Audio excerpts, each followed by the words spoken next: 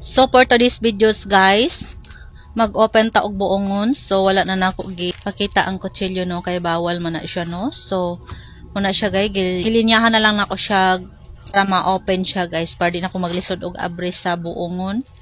So kahatsingon kay ko dire guys no. Yan guys. Murag nanulod sa ilong ang akong lock sa akong ilong guys. Muna siya guys.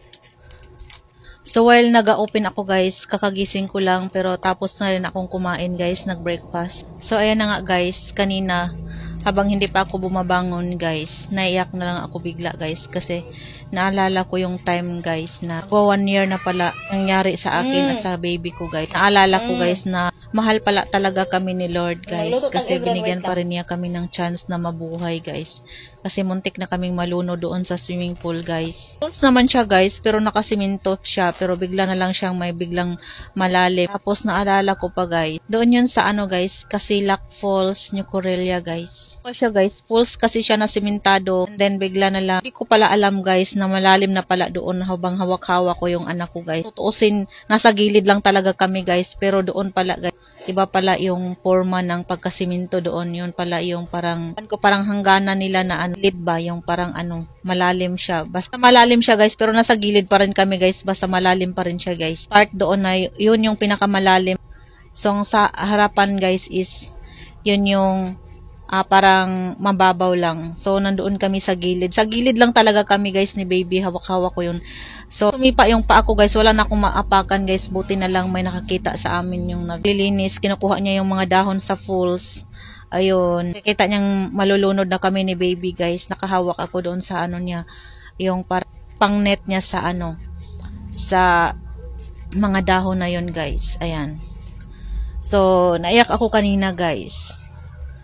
So, ang dami naming pinagdaanan ni baby guys, naalala ko pa guys. Kasi, naisip ko, kambal ko pala yung anak ko guys kasi magkasabay kami ng birthday guys. Yung birthday ko pa, yung mga hating gabi, ayan, hating gabi na siya guys. Pero, yun din yung araw na pinanganak si baby ko guys, ayan. So, ang dami naming karanasan guys. Hinahag ko siya kanina guys, paggising ko. Kasi second life na namin pala to guys. Talaga guys. Yun yung time talaga na, ayun, malulunod na sana kami. Kaso, yung time talaga na yun, guys, sinisave talaga kami ni Lord. Kasi, dalawang anak ko yung time na yun. Kumakain sila ng bangga at saka yung, ano, yung kasama nilang boyfriend ng anak ko. Kumakain sila ng mangga. So, hindi ako nila nasisave talaga kami ni baby. So, yun talaga ang nakasave sa amin yung taong naglilinis ng pool talaga. Siya lang talaga yung, nakasave sa amin talaga guys. Yun yung yung naranasan ko guys.